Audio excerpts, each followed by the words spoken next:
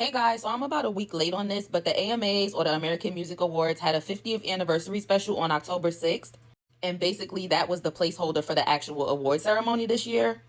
It was meant to celebrate half a century of music and the legacy of the American Music Awards through star studded performances and never before seen footage. So I was a little confused because I was like, don't the AMAs come on every year still? But apparently they don't. The last actual consistent ceremony was 2022, as you can see.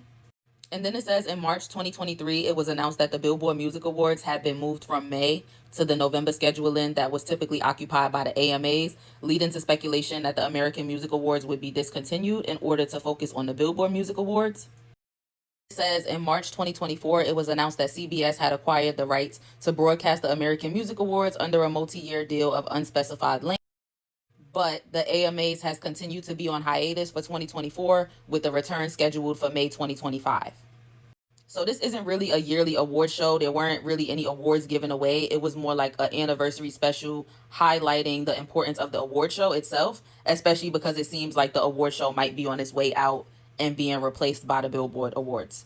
So there were more performances than these, but these were just the performances that stuck out to me, and they're all available on YouTube so that you guys can still go and watch them.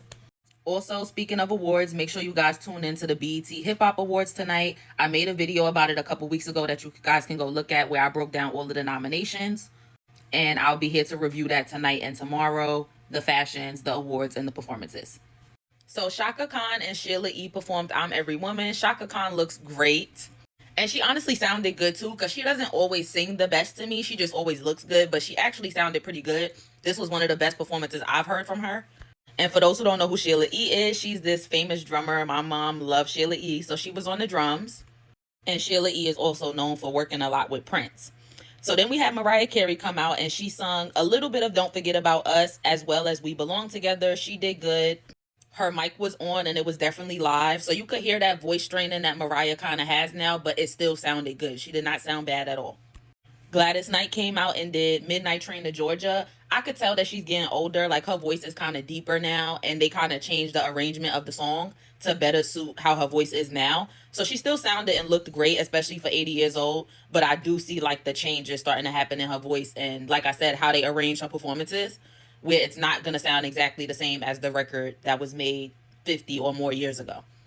Nelly came out, and I'm assuming the award show wanted to celebrate Nelly for all of the accomplishments he had in the 2000s. Like, I believe his album Country Grammar was like Diamond or something. So, Nelly did a lot back then, but I do like that he chose to take this time to share the spotlight with other St. Louis artists. He brought out Jaquan to perform Tipsy. He brought out Chingy to perform Right There. And he brought out some of the other St. Lunatics who were in the group with him. So I really like that.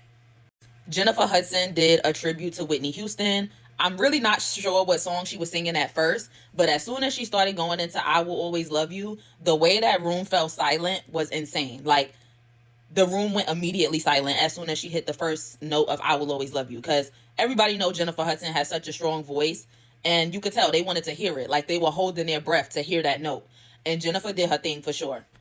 She knew how to do a tribute where she wasn't trying to sound like Whitney. She was trying to sound like herself and use her own voice that we know is strong and just pay tribute to the artist, and she ate that. And the last performance that stuck out to me was Ray's performance of It's a Man's World.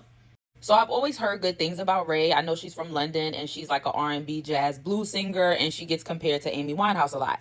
Now, I've always kind of paid her dust, honestly, because of that, and I told y'all I hate those comparisons. I hate how y'all compare Chloe and Normani and say they're the new Beyonce. I hate how y'all say Tyler is the new Rihanna, and I feel like that honestly holds artists back and makes people not want to listen to them. Kind of how I never wanted to listen to Ray because people kept saying she was the new Amy. But I'm glad that I gave her a chance and actually watched this performance because she really did her thing. And I do see where the comparisons to Amy come in.